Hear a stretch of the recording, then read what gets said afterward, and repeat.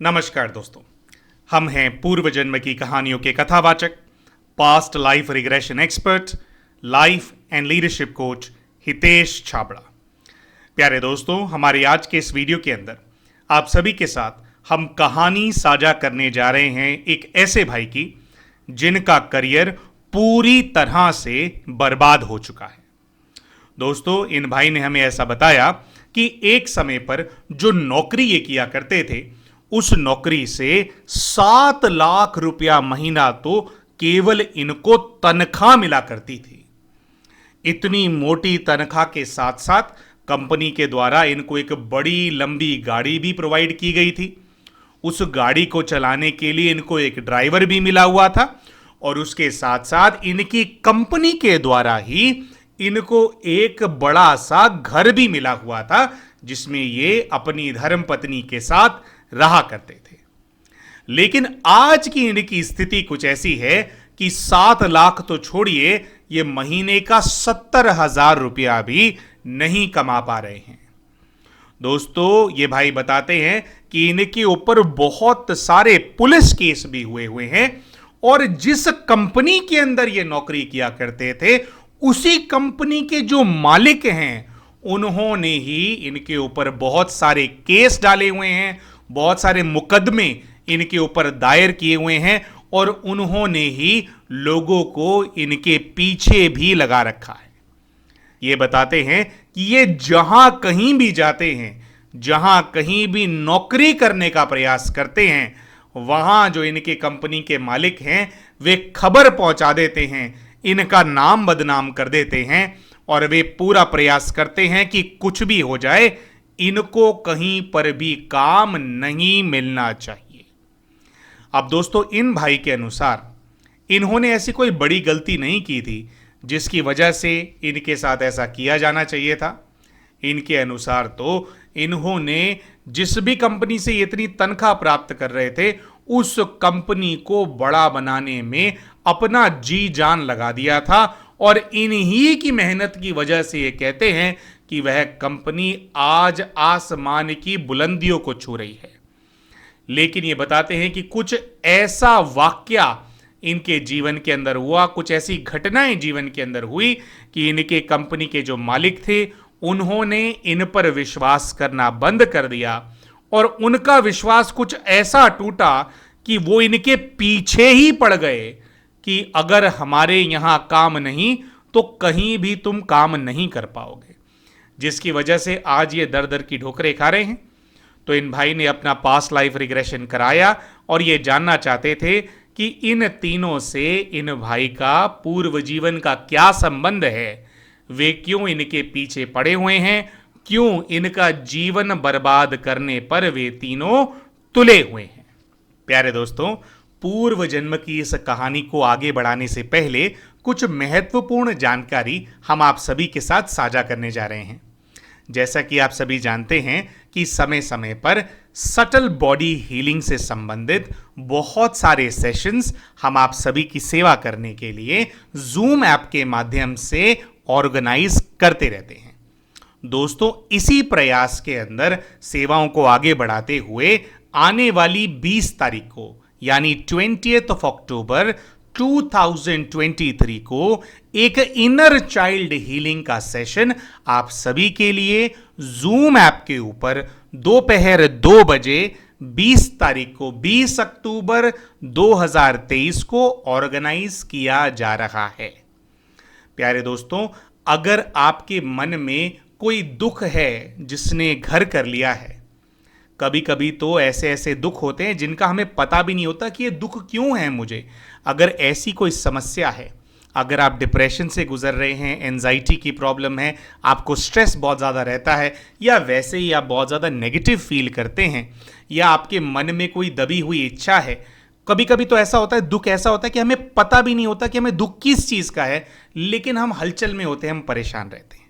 तो अगर ऐसी किसी भी प्रकार की समस्या से आप जूझ रहे हैं, तो आपसे हम निवेदन करना चाहेंगे, अनुरोध करना चाहेंगे कि 20 अक्टूबर 2023 को दोपहर 2 बजे जो इनर चाइल्ड हीलिंग का सेशन ऑर्गेनाइज किया जाएगा, इस सेशन को आपको जरूर जरूर अटेंड करना है। आपको बहुत मदद मिलेगी अपनी परिस्थिति से बाहर निकलने में।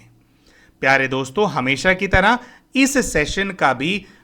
कोई भी अपफ्रंट चार्ज नहीं है, यानी कि आपको ऐसा कोई अमाउंट नहीं पे करना कि वो अमाउंट आप पे करेंगे उसके बाद ही आप इस सेशन को अटेंड कर सकते हैं, ऐसी कोई बात नहीं है। लेकिन सेशन पूरा हो जाने के बाद अगर आपको ऐसा लगे कि आप सेवार्थ हमारी सहायता करना चाहते हैं, कुछ कंट्रीब्यूशन करना चाहते हैं ताकि इन सेवाओं को हम जारी रख सकें और भी जोर शोर से और ऐसे प्रोग्राम्स, ऐसे सेशंस आपके लिए लाते रहें, तो जो स्क्रीन पे हमारा फोन नंबर आपको दिख रहा है, इसके ऊपर आप सेशन अटेंड करने के बाद पेटीएम, गूगल पे या फोन पे के माध्यम से अपना सहयोग दे सकते हैं। लेकिन दोबारा हम कहना चाहेंगे, इस सेशन की किसी भी प्रकार की कोई एंट्री फीस नहीं है।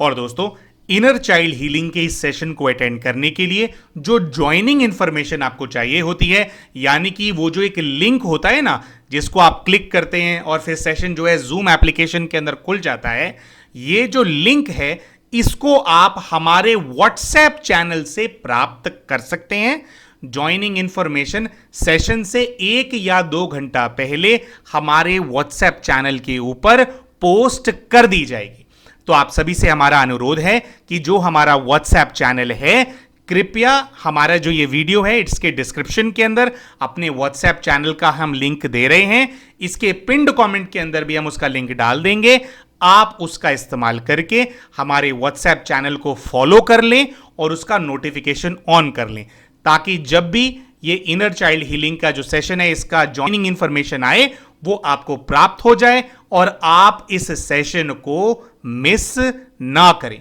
तो आइए दोस्तों, वापस चलते हैं पूर्व जन्म की कहानी की तरफ। दोस्तों, इन भाई ने हमें कुछ ऐसा बताया था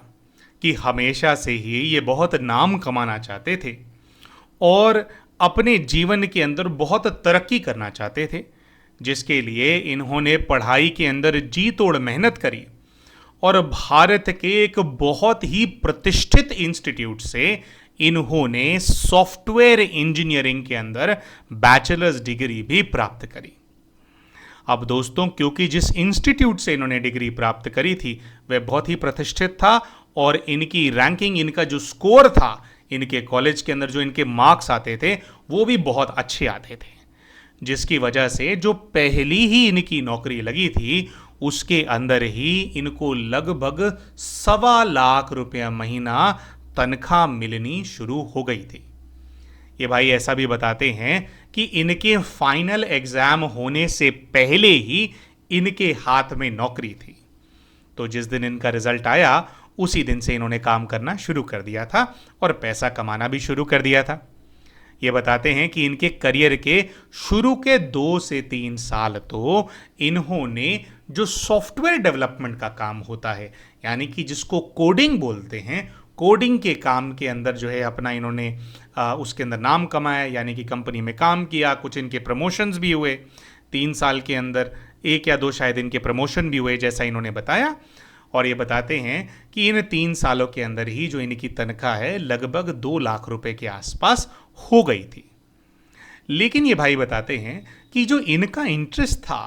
वो ओवरऑल बिजनेस को समझने में बहुत ज़्यादा था। ये बताते हैं, मैं हमेशा ऐसा सोचता था कि सॉफ्टवेयर कंपनीज खड़ी कैसे की जाती हैं, ये प्रोजेक्ट्स कहाँ से मिलते हैं, कैसे क्लाइंट्स को ढूंढा जाता है, इस काम को करने में इनकी बहुत ज़्यादा रुचि होती थी। लेकिन ये ऐसा जानते थे कि जो डिग्री इनके पास थी उसका इस्तेमाल करके तो केवल इनको एक सॉफ्टवेयर डेवलपर की हैसियत से ही चाहे अच्छी तनख्वाह पे, चाहे अच्छे प्रोजेक्ट के अंदर नौकरी मिलेगी, लेकिन नौकरी तो इसी की मिल सकती है। इसी वजह से इन्होंने 3 साल नौकरी करने के बाद ब्रेक लिया और भारत के एक बहुत ही ज़्यादा प्रतिष्ठित इंस्टीट्यूट से, मैनेजमेंट के इंस्टीट्यूट से इन्होंने मैनेजमेंट की डिग्री यानी कि MBA किया। अब दोस्तों, अपनी MBA की डिग्री प्राप्त करने के बाद एक बार फिर से इन भाई ने नौकरियां ढूंढना शुरू किया। ये भाई ऐसा बताते हैं कि इस बार किसी बड़ी कंपनी के अंदर छोटे पद पे नौकरी करने की बजाय इन्होंने निर्धारित किया कि ये किसी स्टार्टअप को ही ज्वाइन कर लेंगे as a business development manager, और उस स्टार्टअप को, उस कंपनी को स्केल करने में, बड़े लेवल पे ले जाने पे ये मदद करेंगे। दोस्तों ये बताते हैं कि ऐसा हुआ भी। इन्होंने जिस सॉफ्टवेयर कंपनी को इस बार ज्वाइन किया उसके अंदर लगभग 50 से 60 लोग काम किया करते थे। अब कहने को तो वो स्टार्टअप था, लेकिन फिर भी इस कंपनी के पास ऐसे प्रोजेक्ट्स थे जिसके अंदर कंपनी को करोड़ों का रेवेन्यू हर महीने आया करता था। दोस्तों ये भाई ऐसा बताते हैं कि कंपनी ज्वाइन करने के बाद शुरू के 6 महीना तो ये कोई भी काम अपनी कंपनी के लिए नहीं लेकर के आ पाए, लेकिन 6 महीने बाद इनकी किस्मत चमक जाती है और ये बताते हैं कि इंग्लैंड के एक बहुत बड़े बैंक को कोई सॉफ्टवेयर बनाना था, और उस सॉफ्टवेयर को बनाने का जो कॉन्ट्रैक्ट है ये अपनी कंपनी के लिए ले आते हैं, डील को फाइनल कर लेते हैं, जिसकी वजह से इनकी उसी कंपनी के अंदर, जिसके अंदर केवल 50 से 60 लोग काम किया करते थे, उस कंपनी के अंदर 100 नए लोगों को रिक्रूट किया जाता है।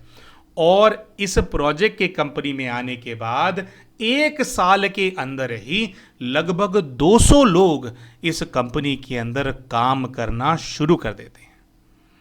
प्यारे दोस्तों, इन भाई ने ऐसा भी बताया कि जो प्रोजेक्ट ये अपनी कंपनी के लिए लेकर के आए थे, उस प्रोजेक्ट से महीने का कम से कम 10 से 15 करोड़ रुपए का मुनाफा इनके एम्प्लॉयर को होने लगा था। अब दोस्तों, क्योंकि इनके लाए हुए बिजनेस की वजह से, इनके लाए हुए प्रोजेक्ट की वजह से इनकी कंपनी को बहुत ज़्यादा प्रॉफिट होने लग गया था, इसी वजह से ये बताते हैं कि इनकी कंपनी के अंदर इनका प्रमोशन कर दिया जाता है। पहले तो ये केवल एक बिजनेस डेवलपमेंट मैनेजर की हैसियत से कंपनी में काम कर रहे थे, लेकिन अब जो क्लाइंट होता है उसको पूरी तरह से मैनेज करने का, प्रोजेक्ट को पूरी तरह से मैनेज करने का जो रिस्पॉन्सिबिलिटी है, इनके कंपनी के ओनर्स इनको दे देते हैं। ये ऐसा बताते हैं कि यही वो समय होता है जिस समय इनकी जो तनख्वाह है वह लगभग 7 लाख रुपया महीना हो जाती है। इनकी कंपनी इनको एक घर भी दिलाती है, यानी कि एक घर देती है रहने के लिए, एक लंबी गाड़ी मिलती है, गाड़ी के अंदर इनको कंपनी से ले जाने के लिए और वापस लाने के लिए कंपनी इनको एक ड्राइवर भी रखवा करके देती है। तो ये बताते हैं कि ये जो समय था ये कहीं ना कहीं गोल्डन पीरियड था, और मुझे ऐसा लग रहा था कि अभी तो बहुत तरक्कियाँ करनी हैं, बहुत प्रोजेक्ट्स लेकर के आने हैं, मैं बहुत नाम कमाने वाला हूँ। अब दोस्तों हुआ कुछ ऐसा, जिस समय इन्होंने कंपनी को ज्वाइन किया था उस समय तो केवल 50 से 60 लोग ही उस कंपनी के अंदर काम किया करते थे, और जिस बिल्डिंग में इनकी कंपनी का ऑफिस था, उस ऑफिस के अंदर जो स्पेस इन लोगों के पास था, ज़्यादा से ज़्यादा 100 लोगों को अकोमोडेट करने की उस जगह पर व्यवस्था थी। अब हुआ कुछ ऐसा, इनके कंपनी के ओनर ने डिसाइड किया कि जो 100 लोगों की टीम इनके वाले प्रोजेक्ट के अंदर खड़ी की जा रही है, उस टीम को डायरेक्टली एक दूसरी लोकेशन पे ही एस्टैब्लिश किया जाए। तो ये बताते हैं जहां पर कंपनी का पहले ऑफिस था, उस ऑफिस से 500 मीटर दूर ही एक दूसरा ऑफिस उसी कंपनी ने ले लिया, जहां पर 100 लोगों की अलग से व्यवस्था की गई।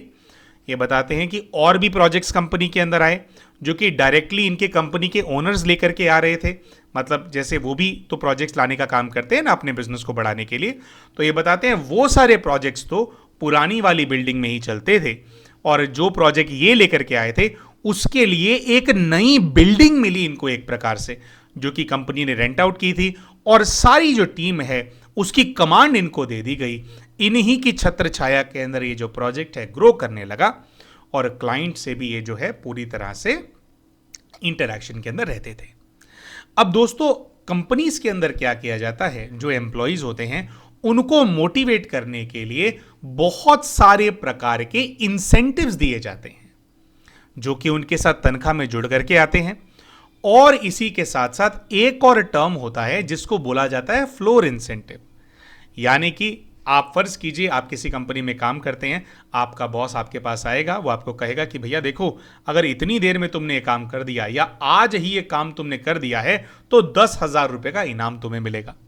तो इस प्रकार के इंसेंटिव्स को फ्लोर इंसेंटिव्स कहा जाता है। दोस्तों ये भाई ऐसा बताते हैं कि जो इनके कंपनी के जो खर्चे थे, मतलब जैसे एम्प्लॉयज़ की सैलरीज जाना, और भी इस प्रकार के कई सारे खर्चे, ऑफिस वगैरह के खर्चे, उसके लिए इनकी कंपनी ने एक बैंक अकाउंट को क्रिएट किया था, एक अलग बैंक अकाउंट क्रिएट किया गया था जिसके अंदर इनको ऑथोराइज सिग्नेटरी बनाया गया था। ये बताते हैं कि इनको फ्री हैंड दिया गया था कि भैया ये बैंक अकाउंट तुम संभालो, कंपनी का बैंक अकाउंट है लेकिन तुम्हें इसको संभालना है, सैलरीज वगैरह सब कुछ तुम साइन ऑफ करोगे, ये जो बिल्डिंग ऐसा खर्चा वगैरह तुम साइन ऑफ करोगे। तो एक प्रकार से इनको जैसे मालिक की जगह उन्होंने बिठा दिया। अब ये बताते हैं कि इनको मालिक की जगह बिठा दिया तो ये कुछ ओवर कॉन्फिडेंट वहां पर हो गए, और अपने ओवर कॉन्फिडेंस के चलते ये बताते हैं कि इन्होंने फ्लोर इंसेंटिव्स का कॉन्सेप्ट वहां पे लॉन्च किया। मतलब और दूसरे इंसेंटिव्स तो होते ही हैं, लेकिन खड़े पैर कैश पैसा ले लो, इतना काम करो कैश पैसा देंगे, इस प्रकार के इंसेंटिव्स का इन्होंने कुछ सेटअप स्टार्ट किया अपने एम्प्लॉयज़ को मोटिवेट करने के लिए, उनसे काम जल्दी कराने के लिए। अब दोस्तों, क्योंकि इन भाई को एक प्रकार से कंपनी के मालिक की जगह बिठा दिया गया था, तो ये भाई ऐसा बताते हैं कि ये कुछ ओवर कॉन्फिडेंट हो गए, और फ्लोर इंसेंटिव्स के लिए जो कैश की इनको रिक्वायरमेंट होती थी उसके बारे में इन्होंने कंपनी के ओनर्स को, अपने बॉसेस को किसी भी प्रकार की कोई जानकारी नहीं दी, और कंपनी के खाते से ये हर महीना 20 से 25 लाख रुपए कैश में निकलवाने लग गए। अब दोस्तों, ये भाई ऐसा बताते हैं कि जो 20 से 25 लाख रुपए महीने का कैश ये हर महीने निकलवाते थे कंपनी के खाते से, अब वो जो पैसा है वह कंपनी के जो ऑफिस था उसके पेटी एक्सपेंसेस पे चला जाता था, ये फ्लोर इंसेंटिव्स पर उसको ख़त्म कर देते थे, हर महीना वो पैसा ख़त्म हो जाता था। लेकिन सही बताएं तो हमें भी पर्सनली कहीं ना कहीं डाउट हो रहा था कि अगर हम किसी कंपनी के मालिक होंगे, हमारा किसी टीम का कोई हेड है, मान लीजिए सीटीओ है या सीएफओ है, उनको मैंने ऑथराइज कर दिया है कि भैया तुम चेक्स को साइन कर दो, तो इसका मतलब ये तो नहीं है ना कि वो कैश विड्रॉल्स करने लग जाएंगे। तो ऐसा इन्होंने किया। अब इन्होंने जेन्युइनली वो सारा मतलब इंसेंटिव्स के अंदर पैसा खर्च किया या कहाँ किया, बहरहाल इन्होंने ऐसा बताया कि वो मुझे कैश में पैसे चाहिए होते थे, कैश में खर्चा होता था, मुझे इंसेंटिव देने होते थे कैश वाले, इसलिए मैं हर महीने 20 से 25 लाख रुपए कैश कंपनी के बैंक अकाउंट से निकालने लगा। अब ये बताते हैं कि शुरू में तो इस चीज़ को नोटिस नहीं किया गया, क्योंकि जैसे एक एक्सपेंस समरी वगैरह जो भी हिसाब किताब होता है ये बेचते थे तो उस अकाउंट में पैसा रहता था, तो शुरू में तो ये चीज़ नोटिस नहीं हुई। और ये जो कहानी है फ्लोर पे इंसेंटिव्स देने की और हर महीना 20 से 25 लाख रुपया निकलने की इन कैश, ये कहानी लगभग 1 साल तक चली। आगे बताते हैं कि ये कहानी जब 1 साल तक चल गई तो उस समय ये बताते हैं कि कुछ ऐसा हुआ था कि जो इनको लगता है कि इनका जो कंपनी के ओनर्स है उनकी किसी बात को लेकर के किसी बात पे इनकी अनबन हो गई थी आपस में,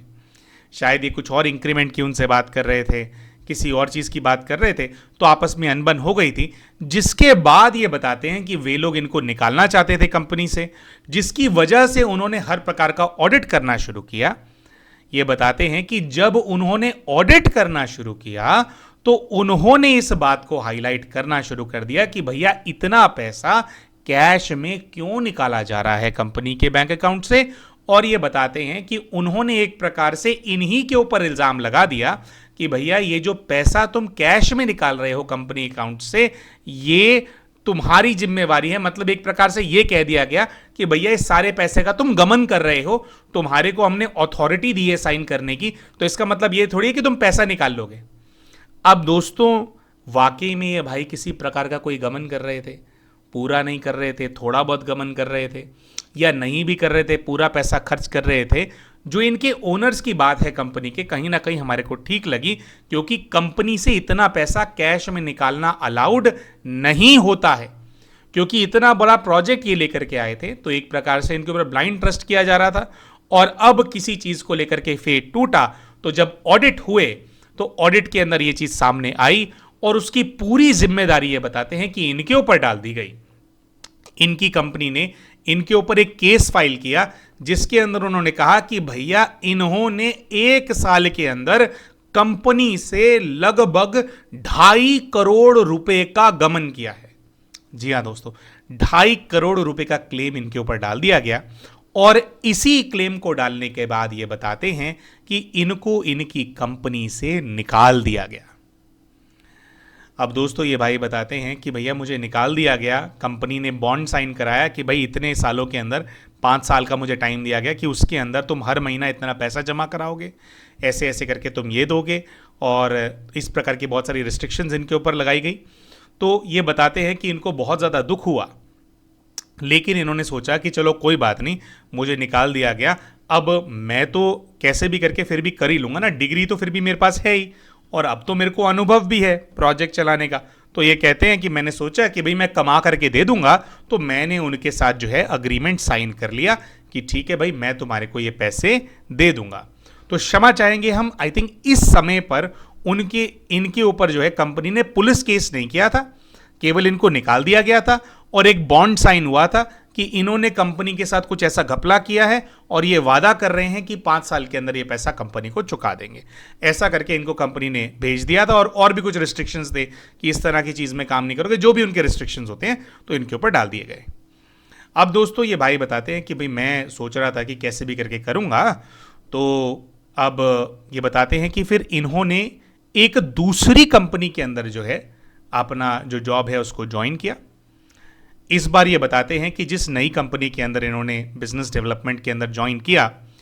उस कंपनी के अंदर ये बताते हैं कि वो एक बड़ी कंपनी थी। जैसे ये वाली जो कंपनी थी तो छोटी कंपनी थी, जिस समय इन्होंने छोड़ा उस समय भी 200 सवा 200 एम्प्लॉयज़ थे, लेकिन अब इन्होंने जहाँ पे ज्वाइन किया वो सॉफ्टवेयर कंपनी इतनी बड़ी थी कि उस कंपनी के अंदर लगभग 2 से 3 हज़ार एम्प्लॉयज़ काम किया करते थे। अब दोस्तों इनकी नई कंपनी के अंदर भी काम तो इनका वही था, अपनी कंपनी के लिए, अपने एम्प्लॉयर के लिए आईटी के प्रोजेक्ट्स लेकर के आना। तो ये बताते हैं शुरू में जो इन्होंने हाथ पैर मारा तो कुछ छोटे प्रोजेक्ट्स अपने जो इनकी कंपनी है, एम्प्लॉयर है, उनके लिए लेकर के आए, लेकिन ये भाई कहते हैं कि मैं कुछ बड़ा स्कोर करना चाहता था, बड़ा प्रोजेक्ट लेकर के आना चाहता था, जिससे कि भाई बड़ा नाम हो, बड़ी तनख्वाह हो, ताकि जो पैसा मुझे अपने पिछले एम्प्लॉयर का चुकाना है वो भी मैं चुका पाऊँ। तो ये बताते हैं कि इनकी इस लालसा के अंदर कि इनको बड़ा प्रोजेक्ट मिल जाए, इन्होंने क्या किया, जिस बैंक से इन्होंने पिछली कंपनी को प्रोजेक्ट दिलवाया था किसी सॉफ्टवेयर का,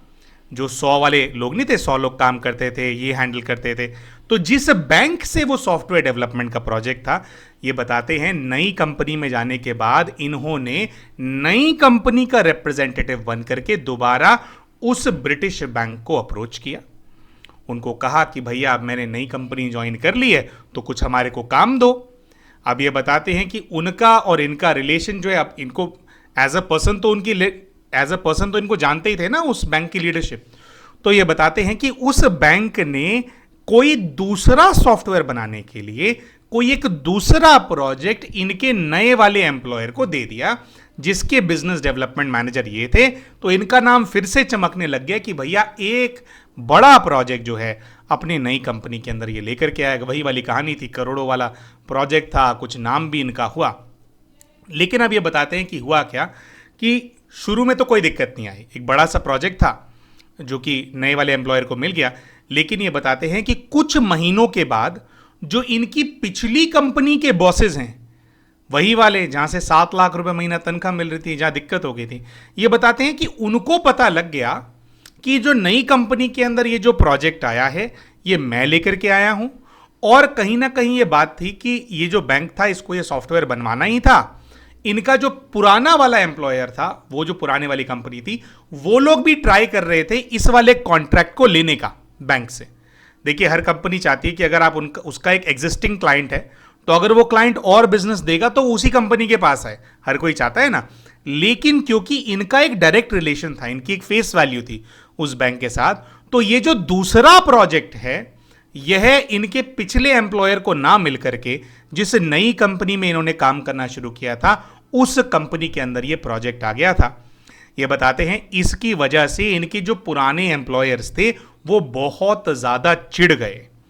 और जो वो चिढ़ गए तो उसके बाद ये बताते हैं उन्होंने क्या किया कि जो ये नया इनका कंपनी था उसकी मैनेजमेंट से उन लोगों ने बात करी। हालांकि दोनों कंपनियों के साइज में बहुत फर्क था, ये नई वाली कंपनी तो पिछली कंपनी से 50 गुना बड़ी थी, लेकिन फिर भी एक बात होती है। तो एज अ प्रीवियस एम्प्लॉयर उन्होंने इनके नए एम्प्लॉयर को कांटेक्ट किया। उन्होंने बताया कि किस प्रकार से ये एक धोखेबाज इंसान है, किस प्रकार से इन्होंने उनकी कंपनी के अंदर पैसों का गमन किया था। उन्होंने अपनी तरफ से सारे डॉक्यूमेंट्स इनको भेजे, जो इन्होंने साइन करके दिया था उनको बॉन्ड की 5 साल में पैसा चुकाऊंगा, वो भी भेजा। और इसके साथ साथ इनके खिलाफ एक फ्रॉड का केस भी दायर किया, इनके ऊपर पुलिस केस किया और इनको हवालात के धक्के भी खिलाए। जी हाँ, इनके ऊपर केस कर दिया, इनको अरेस्ट कर लिया गया, इनको जेल जाना पड़ा। तो हुआ कुछ ऐसा कि अब नई जगह पर भी ये वैसे ही, अब जो लाखों में कमाने वाली जिनकी नौकरियां होती हैं, हर जगह पे वैसे ही नौकरी मिलती है, लेकिन नई जगह पे जब वो गए तो 3-4 महीना ही वो काम कर पाए, फिर ये इनके ऊपर केसेस हो गए, इनको जेल जाना पड़ा। तो इनकी नई वाली जगह से भी जॉब छूट गई और फिर इनका मार्केट में ऐसा नाम बदनाम हुआ। और कुछ ऐसा भी होता है, जैसे नैस्कॉम पे लिस्टिंग होती है, वहाँ पे क्या है, ब्लैक लिस्ट कर दिया जाता है कुछ लोगों को, जिन लोगों पे ऐसा चीज़ होती है उसको रिपोर्ट कर दिया जाता है। तो ऐसा हो गया, जिसकी वजह से आज ये भाई बताते हैं कि भाई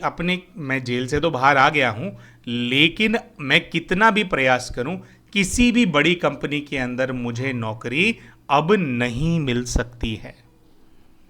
तो आज ये भाई कुछ छोटी मोटी नौकरी कर रहे हैं, बहुत ज़्यादा परेशान हैं। इन भाई ने हमें कहा कि मैं जानना चाहता हूं कि इन लोगों का मैंने ऐसा क्या बिगाड़ा था। भाई मैंने जो पुराना प्रोजेक्ट था उसको तो ख़त्म नहीं करवाया ना, मैं तो नया प्रोजेक्ट लेकर के आया था ना, और पहले भी कुछ मिसअंडरस्टैंडिंग थी, मैंने तो पैसे नहीं खाए, तो ये लोग मेरे इतने पीछे क्यों पड़े हुए हैं? मैंने अपनी कंपनी के जो मेरे मालिक हैं उनका क्या बिगाड़ा है जिसकी वजह से उन्होंने मेरा करियर पूरी तरह से बर्बाद कर दिया? दोस्तों, भाई की इस रिक्वेस्ट पे हमने इनका पास्ट लाइफ रिग्रेशन किया। अब दोस्तों, अपने पूर्व जीवन के पहले दृश्य के अंदर ये खुद को एक बहुत बड़े शिव मंदिर के प्रांगण के अंदर खड़ा हुआ देखते हैं। जब हम इनको अपने आप को आइडेंटिफाई करने के लिए कहते हैं तो ये भाई बताते हैं कि इन्होंने कुछ लाल रंग के वस्त्र पहने हुए हैं और इनको ऐसी थोड़ी देर में भासना आने लग जाती है कि जैसे ये इस शिव मंदिर के पुजारी हैं, इस शिव मंदिर के अंदर कुछ पूजा अर्चना कराने का इनका काम है। और ये जो भी मंदिर है, तो हम इनसे पूछते हैं कि कितना बड़ा मंदिर है, तो ये बताते हैं कि मंदिर तो बहुत बड़ा है और इस मंदिर का ट्रस्ट भी बहुत बड़ा है, और इस मंदिर के ट्रस्ट में मंदिर की देखरेख करने में इनका जो ओहदा है वो भी काफी बड़ा है। मेन ट्रस्टी तो नहीं है, लेकिन कुछ बहुत बड़ा ओहदा है इनका। जब इनको कहा जाता है कि ठीक है, आप थोड़ा एग्जैक्टली क्या करते हैं वो देखिए, तो ये बताते हैं कि हाँ, मैं कुछ आरती कर रहा हूँ भोले बाबा की, शिव जी की मैं आरती कर रहा हूँ, ये मुझे दिख रहा है। धीरे धीरे धीरे धीरे करके इनको जो है वहाँ पर एक जो गऊ है, गौशाला है, वो दिखाई देने लग जाती हैं। आगे ये बताते हैं कि जो मंदिर है इसकी एक गौशाला है और गौशाला का मैं इंचार्ज हूँ। ये जो सारी गायें हैं यहाँ, इनके लालन पालन करने की मेरी जिम्मेवारी दे रखी है मंदिर ने। इनके यहाँ पे जो चारा है, भोजन है, इसकी व्यवस्था करना, गौशाला की साफ़ सफाई देखना, जो गऊ यहाँ पे बीमार हो जाती हैं थोड़ा उनकी देखरेख करना, तो ये पूरा जो है ये मेरे अंडर आता है। और यहाँ पे जो है मतलब ऐसी भी व्यवस्था होती है कि भाई दूध है तो दूध धोया जो जाता है और वो सारा सप्लाई होता है और जो भी है। तो ये बताते हैं कि जितनी भी गायें हैं मंदिर की वो मेरे कंट्रोल में हैं, और ये ऐसे ही बोलते हैं मेरे कंट्रोल में है, मेरी जिम्मेवारी। थोड़ा जब ये और पुश करते हैं हम इनको कि भाई ट्रस्ट देखो, मंदिर देखो कहाँ है, कैसे है, तो इनको थोड़ा ऐसा स्मृति आती है कि ये जो मंदिर है ये आंध्र प्रदेश में कहीं है। और आंध्र प्रदेश का जो मल्लिकार्जुन जी का मंदिर है, जैसे कि आप सभी जानते ही होंगे, 12 ज्योतिर्लिंगों में से एक ज्योतिर्लिंग है श्री मल्लिकार्जुन जी। उस मंदिर के अंदर कई सारे पुजारियों में से एक पुजारी के रूप में इन्होंने खुद को देखा था। मंदिर की जो भी गौशाला थी उसके अंदर ये काम करते थे, मतलब उसकी जो देखरेख थी उसके इंचार्ज ये थे। इसके बाद ये ऐसा भी बताते हैं कि जैसे ये मंदिर के अंदर प्रवेश करते हैं तो जो बाकी मंदिर के अंदर पुजारी हैं वो थोड़ा झुक करके इनको प्रणाम कर रहे हैं। इन्होंने जो खुद की आयु वहां पर देखी थी वह लगभग 45 से 50 वर्ष की इनकी आयु थी। तो ये बताते हैं कि मुझे ऐसा लग रहा है कि मैं काफी वर्षों से मैं इस मंदिर से जुड़ा हुआ हूं और यहाँ पे पूजा अर्चना करने का जो कार्य है शायद 20-25 वर्षों से करता आ रहा हूं। तो यहाँ पे जो है मेरा बहुत मान सम्मान है, बहुत मेरी इज्जत है और बहुत ज़्यादा होल्ड है मेरा मंदिर के जो कम्युनिटी होती है, जो इसके निर्णय लिए जाते हैं, उसके अंदर मैं कोई बहुत इंपॉर्टेंट पोजीशन जो है उसको होल्ड करता हूँ। दोस्तों, जब हम इन भाई को इनकी परेशानी याद दिलाते हैं और इनको कहते हैं कि आप थोड़ा ढूंढने का, खोजने का प्रयास कीजिए कि जो भी परिस्थिति आपके इस जीवन के अंदर है उसकी जड़ कहाँ है, इस पूर्व जीवन के अंदर केसेस क्यों हुए हैं आपके ऊपर, वो लोग कौन हैं, क्या वो इस जीवन के अंदर हैं। तो दोस्तों, जैसे ही हम इनको ये कहते हैं तो कुछ इनके जो इमोशंस हैं वो ट्रिगर हो जाते हैं, जो दृश्य हैं वो इनके बदल जाते हैं। ये देखते हैं कि अब ये एक किसी बहुत बड़े मैदान में है और उस मैदान में ये खुद को एक बहुत घने पेड़ के नीचे खड़ा हुआ देखते हैं और वहाँ पर ये खुद को 3 मुसलमान लड़कों से बात करता हुआ देख रहे होते हैं। हम इनसे पूछते हैं कि ये 3 मुसलमान लड़के कौन हैं। तो ये बताते हैं कि मैं इनको जानता हूँ, कुछ इनसे मेरी जानकारी है और ये मुझसे कुछ खफा हैं, कुछ नाराज हैं, ये मुझसे किसी प्रकार का कोई तकाजा कर रहे हैं। तो हम इनसे कहते हैं कि क्या तकाजा कर रहे हैं। ये भाई बताते हैं कि कुछ ना गाय से रिलेटेड है, कुछ तो हमारा आपस में सौदा है और उसके अंदर ये कह रहे हैं कि ना इन लोगों का नुकसान हो गया है मेरी वजह से। तो हम इनसे पूछते हैं कि भाई क्या सौदा है, कि भाई ये जो आपको लड़के दिखाई दे रहे हैं तो ये क्या कुछ आपको सप्लाईज वगैरह प्रोवाइड करते थे, जैसे गऊ है तो भाई उनके लिए जो भी उनका जो चारा वगैरह आता है तो क्या है। तो ये काफ़ी देर सोचते हैं, ये कहते हैं कि नहीं, ऐसी बात नहीं है, मुझे लगता है कि कुछ डायरेक्टली कुछ गाय से रिलेटेड है। थोड़ी देर में बताते हैं कि हाँ, मुझे कुछ ऐसा याद आ रहा है कि जो इनकी गौशाला है उस गौशाला के अंदर कुछ ऐसी गायें हैं जो कि बूढ़ी हो चुकी थी, जो कि बीमार थी और वो दूध नहीं देती थी। और क्योंकि वे बीमार थी और मतलब जैसे एक वो होता है कि प्राण छोड़ने वाली थी, तो ये बताते हैं कि मैंने उनका जो सौदा है वह इन्हीं के साथ तय किया था और शायद मुझे इनसे ना पैसे मिल चुके हैं, लेकिन कुछ गड़बड़ हो गई है। थोड़ी और इस चीज़ पे स्ट्रेस देने के बाद, जैसे जो टेक्निक्स होती है कि आप उनसे पूछिए क्या है, कैसे है, तो ये बताते हैं कि हाँ, इन्होंने ना मुझे पैसे दे दिए थे और क्योंकि पैसे आ गए थे तो जो गायें हैं उनकी मैंने इनको डिलीवरी भी दे दी थी। मतलब 4 गायें थी जो इनके गौशाला की थी और इस पे हम करेक्ट होना चाहेंगे, इनके गौशाला की नहीं थी। श्री मल्लिकार्जुन मंदिर का जो भी टेम्पल है, जिस समय का ये दृश्य देख रहे थे, और काफी पुराना दृश्य देख रहे थे, ये मतलब इस जमाने का नहीं है, मॉडर्न एज का ही नहीं है, पुराना दृश्य देख रहे थे। तो जिस भी जमाने का ये दृश्य देख रहे थे, उस जमाने में जो मंदिर का ट्रस्ट था उसकी कोई गौशाला रही होगी। अभी है या नहीं है हमें नहीं पता, लेकिन उस गौशाला के इंचार्ज थे और वो मंदिर की गौशाला थी, इनको इंचार्ज बनाया हुआ था। लेकिन इन्होंने अपनी मर्जी से क्या किया, उस मंदिर की 4 गायें इन मुसलमानों को बेच दी। अब दोस्तों, यहां पर हिंदू मुसलमान वाली बात नहीं है, लेकिन जैसा दृश्य में दिख रहा था वैसे हम बता रहे हैं। तो हमने इनसे पूछा कि भाई जब गायें बीमार थी आपने इनको बेच दिया, तो ये क्या करने वाले थे, क्या करने के लिए आपने बेचा है। जब दूध आपकी गौशाला में नहीं दे रही है तो दूध तो वहां पे भी नहीं देगी ना, तो अब होगा क्या। तो थोड़ी देर सोचते हैं, फिर ये बताते हैं कि इनको ऐसा याद आ रहा है कि ये जो यहाँ पर इनको नज़र आ रहे हैं, जो लड़के नज़र आ रहे हैं, ये चमड़े का काम करते हैं। और चमड़ा तो दोस्तों आप जानते ही हैं कि कैसे बनता है, पशुओं की खाल है, उसी से चमड़ा बनता है, उसी से लेदर बनता है। तो ये बताते हैं इनका चमड़े का काम है और क्योंकि वो जो गायें हैं वो किसी काम की नहीं रही थी, इस वजह से मैंने इनको ये गायें बेच दी। अब दोस्तों, हमने इनसे कहा कि भाई जब आपने गायें बेच दी है तो अब दिक्कत क्या है, मतलब हो गया ना, आपने गाय बेच दी तो वो ले गए होंगे, तो ये तकाजा किस बात का कर रहे हैं? तो ये भाई बताते हैं कि इनको ऐसा याद आ रहा है कि इन्होंने पैसे तो उनसे ले लिए और जो गायें हैं वो भी उनको हैंड ओवर कर दी कि भैया आप ले जाओ। ये बताते हैं कि जब ये तीनों गायें लेकर के जा रहे थे तो कुछ दूर पहुंचने के बाद मंदिर के और पुजारियों ने, लगभग 10-15 पुजारियों ने इनको घेर लिया। इनसे सवाल जवाब किया कि भैया हमारे मंदिर की गायें तुम लोग कहाँ लेकर के जा रहे हो, क्यों लेकर के जा रहे हो? तो ये बताते हैं कि इन्होंने उनको कहा कि भैया हमने तो गायें खरीदी है, और उन्होंने मेरा नाम बता दिया कि भाई इनसे मैंने गायें खरीदी है, मैंने तो पैसा दे दिया है, तो ये गायें हम लेकर के जा रहे हैं। दोस्तों ये बताते हैं कि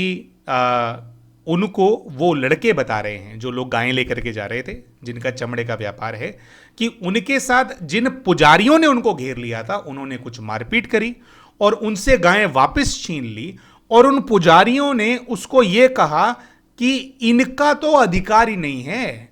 उनको तो गौशाला संभालने के लिए दी है, गौशाला की गायें किस अधिकार से बेच दी उन्होंने, गायें बेचने का अधिकार नहीं है, और हम गौ को हमारे, तो ये बताते हैं कि वो मुसलमान कह रहे हैं कि पुजारियों ने कहा कि हम इनको अपनी मां मानते हैं, हमारे लिए माता है, तो हम इनका मतलब हम इनका सौदा नहीं करते हैं,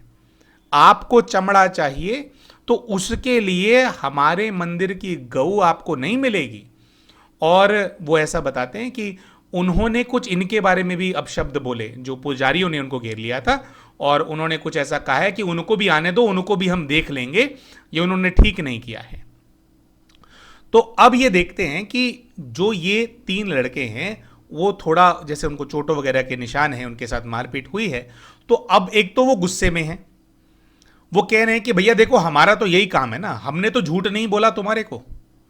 और हमने तुम्हें कहा, तुमने हमें रकम बताई, रकम हमने तुम्हें गिन के दी, तुमने हमें गायें दी, अब तुमने जो दी है उसमें तुमने घपला किया है। अगर वो सब लोग ऐसा बोल रहे तो मतलब तुम्हारा मतलब नहीं बनता था, तो हमें हमारे पैसे वापस चाहिए। दोस्तों ये भाई बताते हैं कि ये उनको पैसा देने से इनकार कर रहे हैं। ये बताते हैं कि मैं उनको कह रहा हूं कि भैया अगर मैंने तुम्हें जानवर दे दिया है तो जानवर को संभालने की जिम्मेवारी तो तुम्हारी है ना, तुम मुझसे काय बात के लिए पैसा वापस मांग रहे हो भाई? अगर तुम्हें 10-15 लोग घेर लेंगे, ये लोग नहीं घेरते, कोई और घेर लेते, तुमसे पशु छुड़ा लेते या अपने पास रख लेते, तो उसका जिम्मेवार मैं थोड़ी हूं। तो ये कहते हैं कि मैंने उनको साफ मना कर दिया भाई कि मैं तो तुम्हें पैसे वापस नहीं दूंगा, मेरी तरफ से तो तुमने मुझे पैसा दिया और पैसे के अवज में मैंने तुम्हें गायें दे दी है। अब इस स्थान पर दोस्तों हमने इन भाई से पूछा है कि भाई ये जो पैसा आपने कलेक्ट किया था तो मतलब ये कैसे था, ये आपने मंदिर की दान पेटी में डाला या ट्रस्ट में जमा हुआ, कैसे? तो ये बताते हैं कि नहीं, मुझे ऐसी स्मृति आ रही है कि मैंने ट्रस्ट में तो इसके बारे में बात ही नहीं की है, क्योंकि जो पूरी गौशाला है इसके अंदर नए बछड़े भी पैदा होते हैं, है ना, बच्चे बछड़े पैदा होते हैं, तो उसकी भी कोई जानकारी नहीं दी जाती है, तो पूरा मेरे कंट्रोल में आता है, कोई नहीं पूछता। मेरा तो काम बस ये है कि इनकी देख रेख करूं, और जो दूध होता है उसकी सप्लाई करनी होती है मंदिर के अंदर, सभी पुजारी मतलब जो भी व्यवस्था है वो करनी होती है, और मुझे तो देख रेख करनी होती है, तो मेरे कंट्रोल में, कोई मुझसे नहीं पूछता कितनी गायें हैं, कितनी कम हो गई, ज़्यादा हो गई। तो ये बताते हैं कि ना तो मैंने, इन्होंने कुछ रिपोर्ट किया ट्रस्ट के अंदर कैसे गायें बेची जा रही है, इन्होंने अपनी मर्जी से वो गायें बेच दी थी, और उससे जो धन प्राप्त हुआ था वह धन भी इनकी अपनी जेब में गया था। जी हाँ दोस्तों, अपनी जेब में। तो अब ये बताते हैं कि भाई वो लोग मुझसे तकाजा कर रहे हैं और वो बहुत नाराज हैं। हम इनसे पूछते हैं कि भाई फिर वो कुछ कह रहे हैं आपको, कुछ आपके साथ मारपीट कर रहे हैं वो? तो ये कहते हैं कि नहीं नहीं, मेरा जो प्रतिष्ठा है, मेरी जो मेरा नाम है, इनकी हिम्मत नहीं है कि मेरे साथ मारपीट कर लें या कुछ ऐसा है, ये तो खुद ही डरे हुए से हैं, क्योंकि इनके साथ जो हुआ ये थोड़ा मतलब वो हैं, क्योंकि काफ़ी सारे लोगों ने मिलकर के ऐसा इनके साथ किया, तो ये थोड़े वो हैं, लेकिन ये मुझसे तकाजा कर रहे हैं कि भैया मैंने इनके साथ धोखा किया है। जब हम इनको कहते हैं कि भाई ये जो लोग आपको दिख रहे हैं क्या आप इनको पहचान सकते हैं, तो दोस्तों उन 3 लड़कों को ये अपने इस जीवन के कंपनी के उन 3 डायरेक्टर्स या उन 3 पार्टनर्स के रूप में आइडेंटिफाई करते हैं, जो पार्टनर्स आज इनके पीछे पड़े हुए हैं। जिस कंपनी को इन्होंने शुरू में ज्वाइन किया था, जहां बड़ा प्रोजेक्ट लेकर के आए थे, उस कंपनी के अंदर 3 पार्टनर्स थे और वो तीनों पार्टनर्स के चहेते बन गए थे। और फिर उन्होंने इन पे जो है, एक समय आया जब इन्होंने इंसेंटिव्स की बात कही कि भाई इंसेंटिव के लिए पैसा निकला गया था, लेकिन उन लोगों ने इन पे विश्वास नहीं किया था। तो वो जो कंपनी के मालिक है ना, जिन्होंने इनके ऊपर केस किया हुआ है, जो आज इनको परेशान कर रहे हैं, प्रताड़ित कर रहे हैं हर रूप से, इनको काम भी नहीं करने दे रहे हैं, इनको दर दर की ठोकरें खाने पे मजबूर कर दिया है, वह लोग और कोई नहीं है बल्कि वही 3 लड़के हैं जो कि उस जीवन के अंदर इनसे गायें खरीदने के लिए आए थे, जिनसे इन्होंने गायें का पैसा वसूल कर लिया था, लेकिन गायें उनको नहीं मिली थी। तो दोस्तों, कहीं ना कहीं जैसे उन आत्माओं का विश्वास ये पहले ही तोड़ चुके थे, इसी वजह से इस जीवन के अंदर जब कोई परिस्थिति आई जिसमें उन्होंने इनको इवैल्यूएट किया, तो वो कितना भी क्यों ना प्रयास करे, वो इन पे विश्वास नहीं कर पा रहे हैं। अब दोस्तों, यहां पर जब इन भाई ने हमें स्पेशली जो गऊ है उनका पार्ट बताया कि भाई मैं ऐसे कर रहा था, तो हमें ऐसा लगता है दोस्तों कि आज जो इनके जीवन के अंदर हो रहा है, वह कहीं ना कहीं क्या है कि जब आप ऐसा काम करते हो, देखिए आप एक ऐसे धर्म के अंदर हैं, हिंदू सनातनी जो जो ये हमारा धर्म है, जो सनातन धर्म है, जब आप एक सनातनी होते हैं और उसके अंदर भी आप ब्राह्मण हैं, आप पुजारी हैं, तो आप बचपन से, चाहे भले गऊ एक पशु क्यों ना हो, आपने उनको अपनी माता के रूप में देखा है कि नहीं देखा है? आप उनको अपनी मां के रूप में देखते हैं, आप उसी रूप में उनका सम्मान करते हैं, है ना? और जब आप कर रहे हैं, आपकी भावना जुड़ी हुई है, और ऐसा होने के बावजूद, इतने प्रतिष्ठित पद पे होने के बावजूद, हमें ऐसा लगता है, ये हमारा पर्सनल ओपिनियन है इसके ऊपर, जब इन्होंने वो जो गाय का सौदा वहां कर दिया,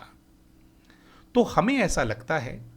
कि उसी समय कहीं ना कहीं जैसे ये अभिशापित से हो गए थे।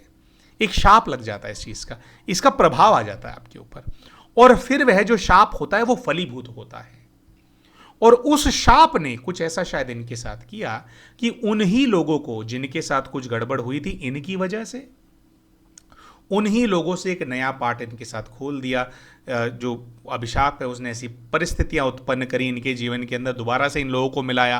काम किया, शुरू में अच्छा रिलेशन इनका बिल्ड हुआ आपस में, लेकिन फिर जैसे जैसे वो शाप काम करता गया, इनकी बुद्धि भ्रष्ट होती गई, इनसे कुछ ऐसी गलतियां हुई जिसकी वजह से वो जो मिसट्रस्ट वहां पे पैदा हुआ था, जो धोखे का भाव पैदा हुआ था, वो दोबारा उत्पन्न हो गया और उसने एक विकराल रूप ले लिया। अब दोस्तों, उस समय पे क्या लॉस हुआ होगा? 4 पशु हैं, अगर आप पशु की दृष्टि से देखें, हम तो नहीं देखते भैया, हम तो ठीक है, हम तो अच्छी महान दृष्टि, हम तो, हमारा तो ये है कि किसी पशु के साथ ऐसा नहीं होना चाहिए, चाहे गऊ छोड़िए, चाहे बकरी हो, चाहे मुर्गा हो, कोई पशु के साथ ऐसा नहीं होना चाहिए, जीव हत्या नहीं होनी चाहिए, हम तो किसी का भी समर्थन नहीं करते हैं। लेकिन अगर आप इसको इस दृष्टि से देखें कि वहाँ पर धोखा, तो वैल्यू तो कुछ इतनी खास नहीं थी ना, मतलब कहाँ ये और कहाँ 2.5 करोड़ रुपए, अगर हम इन्फ्लेशन भी करेंगे एडजस्ट तो भी उतनी वैल्यू नहीं आएगी। 4 गायें आपको आज लेनी हो तो 2.5 करोड़ की नहीं आती हैं। लेकिन जो ये अभिशाप है, हमें ऐसा लगता है कि जो कर्जा इनका बना उनके प्रति, जो इन्होंने पैसा खाया, जो इन्होंने गौ माता का सौदा किया था और उससे जो धोखा किया था, उस अभिशाप ने इस कर्जे को बहुत ज्यादा बढ़ा दिया, और आज इतना ज्यादा बड़ा कर दिया है कि इनको एक कर्जे के पहाड़ के नीचे दबा दिया है। इसके साथ साथ दोस्तों, हम इस वीडियो के माध्यम से ये भी बोलना चाहेंगे, अभी क्योंकि हमने ये वाली बात कही है तो आप लोगों के ये प्रश्न ज़रूर इसके अंदर आएंगे, कमेंट्स आएंगे कि भाई ये तो मंदिर के पुजारी हैं, केवल सौदा किया, इन पे अभिशाप लग गया, उन लोगों का क्या? वो लोग तो चमड़े का व्यापार कर रहे हैं, वो तो ना जाने कितने पशुओं को पशु हत्या कर रहे होंगे, गौ हत्या भी कर रहे होंगे और जीवों की भी हत्या कर रहे होंगे, तो उन पे पाप क्यों नहीं चढ़ा? दोस्तों, यहाँ पर हम ये बोलना चाहेंगे कि जब आप ऐसा कुछ करते हैं तो उसका पाप तो आपके साथ चलता ही है, उन आत्माओं के साथ भी चल रहा होगा, जिस भी रूप में वो तब थे। इस जीवन के अंदर तो सब हिंदू हैं, वो इस जीवन में हिंदू हैं, उस जीवन में मुसलमान थे वो तीनों, इस जीवन में तीनों हिंदू हैं। तो उनका, उनके ऊपर क्या प्रभाव होगा उनके विकर्मों का, इसकी जानकारी हमें तभी मिल सकती है जब वे लोग हमें अप्रोच करें और हमें कहें कि भाई आप हमारा पास्ट लाइफ रिग्रेशन कीजिए। तो ऐसा नहीं होता है कि अभी, क्योंकि ये जो हम स्टोरी देख रहे हैं, जो स्टोरी हमने सुनी है, ये केवल हमने ये जो व्यक्ति हैं जिन्होंने पीएलआर कराया उन्हीं के एंगल से हमने देखी। तो इनसे जो गलती हुई उसकी वजह से इनके जीवन में जो समस्याएं आई है ना, तो ये केवल हम देख पा रहे हैं। उन तीनों के जीवन में क्या समस्याएं चल रही होंगी, क्या वो फेस कर रहे होंगे, क्या बीमारियां उनके जीवन के अंदर होंगी, क्या परेशानियां होंगी, उसके बारे में हमें नहीं पता है। वह हमें तभी पता चल पाएगा जब वे लोग हमसे पीएलआर कराएं, जो कि ऐसा अमूमन तौर पर होता नहीं है। शायद उन लोगों को तो पता भी ना हो कि उनकी कहानी ऐसे आ गई किसी और व्यक्ति के सामने, ये सब खुलासा हुआ। ठीक है, तो ये बात हम आप सभी के सामने पहले ही रखना चाहते हैं। इसके साथ साथ दोस्तों, इस कहानी से जो हमारे को जो मुख्य जो चीज हमारे को समझ में आई भाई के बारे में, वो है कि हमारी जो आत्मा है, आत्मा के कुछ संस्कार होते हैं, जो संस्कार वो आत्मा कैरी करती है। अगर आप इनका ये पूर्व वाला जीवन देखें तो उसके अंदर भी जो चीज इनके अधिकार में नहीं थी उस चीज को इन्होंने किया। केवल इनको सेवा के लिए वहां पे रखा गया था, पद कितना ही क्यों ना बड़ा हो,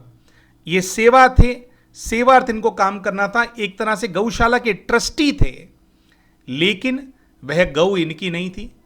उन गौ को बेच करके या किसी भी चीज के लिए ये अपने ग्रीड के लिए, सेल्फ इंटरेस्ट के लिए इस्तेमाल नहीं कर सकते थे, लेकिन इन्होंने तब भी अपने अधिकारों का गलत इस्तेमाल किया।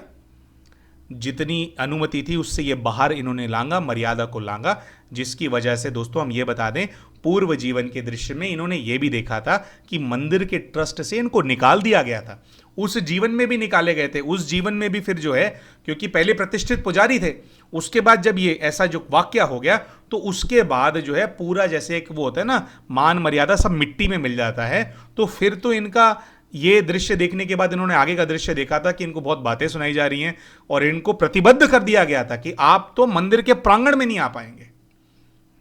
तो ये इसी प्रकार की चीज पहले भी हुई थी। और जो इनका ये जो संस्कार है, ये मर्यादा को लांघने का जो संस्कार है, वही संस्कार इनका इस जीवन के अंदर भी कैरी हुआ। और कहीं ना कहीं जो इस जीवन के अंदर मुसीबतें आई उसका सिर्फ पूर्व जीवन से संबंध नहीं है। इस जीवन के अंदर भी जो निर्णय इन्होंने लिया वो ठीक निर्णय नहीं है। समझदार कोई भी व्यक्ति ऐसा निर्णय नहीं लेगा। और हमें कहीं ना कहीं लगता है, हालांकि ये कहते हैं कि सारा पैसा इंसेंटिव्स में और खर्चे में निकल रहा था, लेकिन हमें ऐसा लगता है कि अगर ऐसा होता तो उसको एक नंबर में किया जाता, कैश नहीं निकाला जाता। तो कहीं ना कहीं थोड़ा शायद ऐसा होता है ना, कोई व्यक्ति अपनी कहानी बताता है तो सारी अपनी बातें नहीं बताता, लेकिन हम इस वीडियो के माध्यम से बोल रहे हैं, शायद वो भाई भी इस कहानी को देखेंगे, कि हमें तब भी यही लगा था और आज भी शायद यही लगता है कि आप भी कहीं ना कहीं उस पैसे को इस्तेमाल कर रहे थे अपने पर्सनल उसके लिए, और बाकी चीज़ों से कहीं ना कहीं आपने ढक दिया था उसको कि पता ना चले कि मैं, तो वो पैसा कहीं ना कहीं आपके पास भी जा रहा था। तो अपनी मर्यादा को पिछले जीवन में भी लांगे, इस जीवन में भी लांगे। ये जो मर्यादा लांघने की जो इनको आदत है, उसकी वजह से इनको ये सारी परेशानियां आई। पीएलआर के माध्यम से ये जान पाए कि ये इनका एक डीप रूटेड संस्कार है, जिसको अगर ये चाहते हैं कि अपने इस जीवन को ये सुधारें और आगे के भी जो इनके जीवन होने वाले हैं उसके अंदर इनको इस प्रकार की समस्या ना हो, तो हमने भाई को तब भी ये रेकमेंड किया था कि ये जो इनका संस्कार है इसको इनको भस्म करने की आवश्यकता है, योग करने की आवश्यकता है, अपनी आत्मा से मिटाने की आवश्यकता है।